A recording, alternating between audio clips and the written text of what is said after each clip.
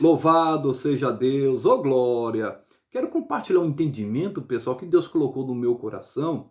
No livro de Jeremias, capítulo 17, versículo 16, a parte A do versículo diz assim: Mas eu não me apressei em ser o pastor. Jeremias está dizendo isto. Irmãos, todo chamado para a obra de Deus tem um tempo de preparação. Com Jeremias não foi diferente. O próprio Deus, quando o chamou, Deus disse: Antes de você ser formado no ventre, eu te conheci. E antes que você saísse da madre, as nações te dei por profeta. Então o chamado dele já era desde o ventre.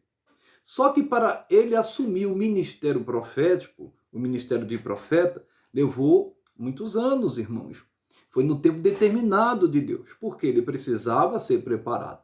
Eu vou dar um exemplo conhecidíssimo. Davi foi ungido como rei na adolescência, mas ele só assentou o trono aos 30 anos de idade. Ele não se apressou em ser o pastor, mas ele já tinha a unção. Ele não se apressou em ser o rei. Isso é tremendo, isso é algo glorioso. O que dizer de Moisés, que foi chamado por Deus e foi preparado durante 40 anos no deserto?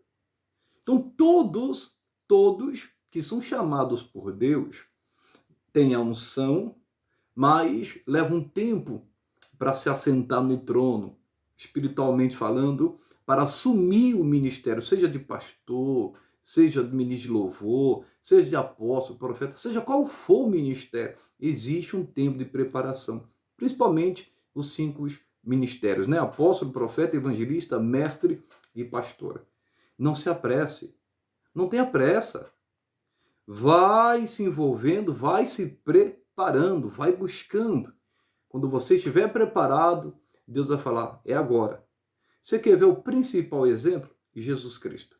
Jesus Cristo, irmãos, com 12 anos, diz a palavra de Deus, quando a mãe ficou desesperada procurando ele, e o pai também, ele estava lá no templo debatendo com os religiosos da época, os sábios da época, e eles ficaram maravilhados com o conhecimento de Jesus.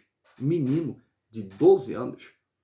Mas ele não assumiu naquele momento o seu ministério. Somente aos 30 anos de idade.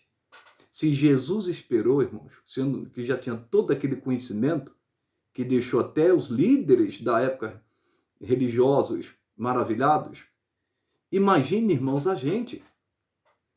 Por isso que a Bíblia diz que não pode ser neófito para assumir o ministério. Existe um tempo de preparo. E é necessário esse tempo de preparo.